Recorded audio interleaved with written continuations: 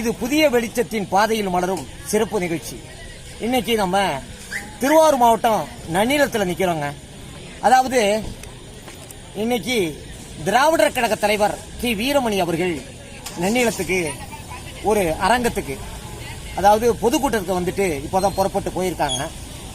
அந்த பொதுக்கூட்டத்துக்கு, அதாவது திராவிடர் கழக கொள்கை விளக்க பொதுக்கூட்டத்தில் கலந்துகிட்டு போன அந்த ஆசிரியர் கி வீரமணி அவர்களை பார்க்க திராவிடர் கழக தொண்டர்கள் கருஞ்சட்டையோட திறனாக வந்திருந்தாங்க. அதோடு மட்டும் இல்ல, மற்ற திராவிட முன்னேற்ற கழக தோழர்கள், விடுதலை சிறுத்தை கட்சி தோழர்கள், மற்ற பல்வேறு இயக்கத்தை சார்ந்த அரசியல் கட்சி செயல் வீரர்கள், தோழர்கள், தொண்டர்கள்லாம் மிக திரளா வந்து கலந்துக்கிட்டு போயிருக்காங்க. அதுல வருகை தந்த ஒரு பெரியார் தொண்டரை, ஐயா கோவிந்தசாமி என்கிற ஒரு பெரியார் தொண்டரை இப்ப நம்ம சந்திக்கிறோம். ஐயா வணக்கங்க. ஐயா, நீங்க எங்க இருந்து வர்றீங்க? திருவாரூர். எந்த ஒன்று மாவட்டம், எந்த ஒன்றியம்? திருவாரூர் மாவட்டம். திருவாரூர் ஒன்றியம், திருவாரூர்மங்கலம் ஊராட்சியிலிருந்து வர்றீங்க. தந்தை, நீங்க திராவிடர் கழகத்துல எந்த ஆண்டு சேர்ந்தீங்க? உங்களுக்கு என்ன அகவை? அப்போ வயது என்ன இருக்கும்? 1948. இளைஞர். ஆமா. அதுக்கு பிறகு ஆரம்பம் இந்தி போராட்டம். இந்தி போராட்டம் அப்போ நம்ம மாணவர் படிச்சுட்டு என்ன மட்டும் சின்ன இளைஞராக இருக்க, மாணவராக இருக்கிறதெல்லாம் விட்டுட்டாங்க. ஆமாம், வீட்டுக்குனாங்க.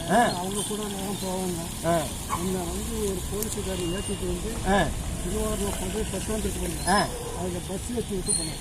இப்போ தந்தை பெரியார் அவர்களை, நீங்க ஐயா அவர்களை நேரடியா சந்திக்கிற, பொதுக்கூட்டங்கள்ல நேரடியா பார்க்கிற வாய்ப்பு இருந்திருக்கும்.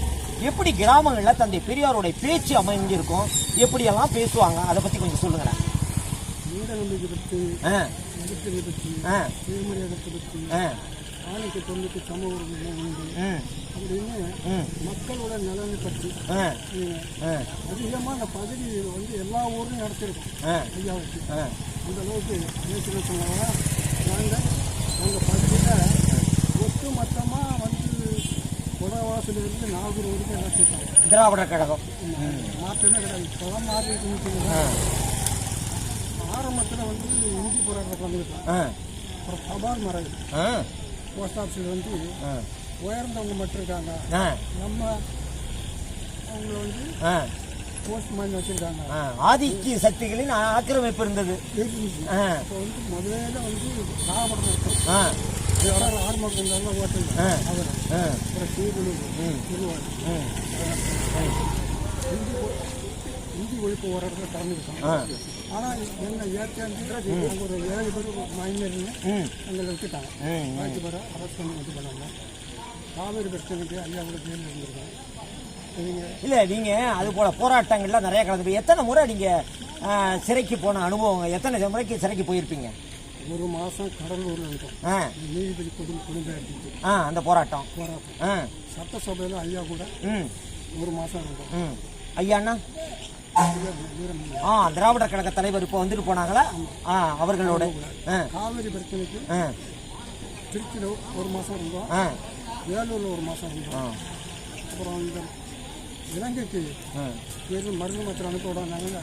தூத்துக்குடி போராட்டம், அங்கே 1 நாள் அரெஸ்ட் பண்ணி எங்களை வச்சிருந்தாங்க. பல போராட்டங்கள் நடந்துக்கிட்டு பல சிறைச்சாலை பார்த்துருக்கீங்க.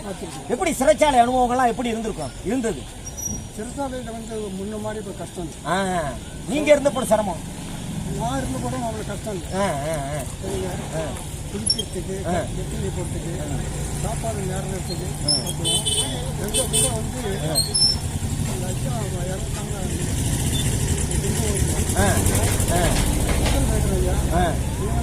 ஐயா துரை சந்திரசேகரன் ஐயா வகுப்பு, அங்கேயும் வகுப்பு, அரசியல் வகுப்பு, பொதுத்துறை வகுப்பா? ஐயாவும் சட்டசபையில் மறைவு பண்ணி நாங்கள் இருக்கும்போது காலையில் 9 மணிக்கு சாப்பிட்டதோட பயிற்சிருப்பாங்க. ஆசிரியர் வீரமணி அவர்கள் திராவிட கழக தலைவர். அப்போ வந்து ஐயா கூட இருந்தது